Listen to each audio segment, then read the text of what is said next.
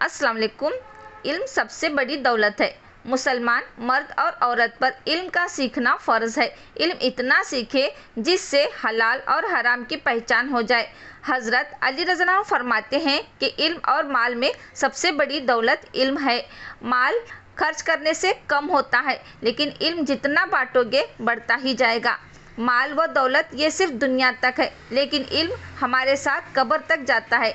इल्म ऐसी दौलत है जो कभी ख़त्म नहीं होती।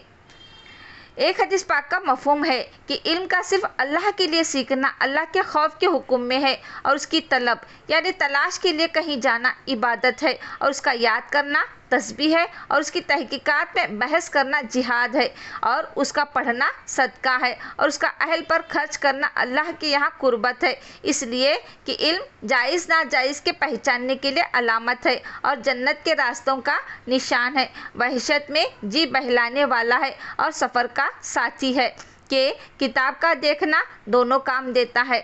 उसी तरह तन्हाई में एक मुहद्दिस है, खुशी और रंज में दलील है, दुश्मनों पर हथियार है, दोस्तों के लिए हक तलाशानो उसकी वजह से एक जमात उल्मा को बुलंद मर्तबा करता है कि वो खैर की तरफ बुलाने वाले होते हैं, और ऐसे इमाम होते हैं कि उनके निशाने कदम पर चला जाए और उनके अफ़ाल का इत्तबा किया जाए, उनकी राय की तरफ रुजू किया जाए। फरिश्ते उनसे दोस्ती करने की रुग़बत करते हैं, अपने परों को बरकत हासिल करने के लिए या मोहब्बत के तौर पर उन पर मलते हैं, और हर तर और खुश्क चीज़ दुनिया की उनके लिए अल्लाह से मग़फ़िरत की दुआ करती है।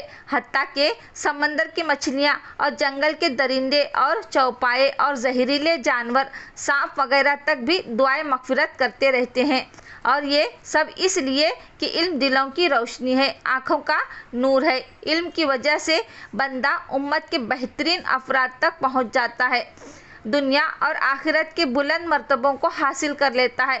उसका मुतालिया रोज़ों के बराबर है, उसका याद करना तहज्जुद के बराबर है। उसी से रिश्ते जोड़े जाते हैं और उसी से हलाल व हराम की पहचान होती है।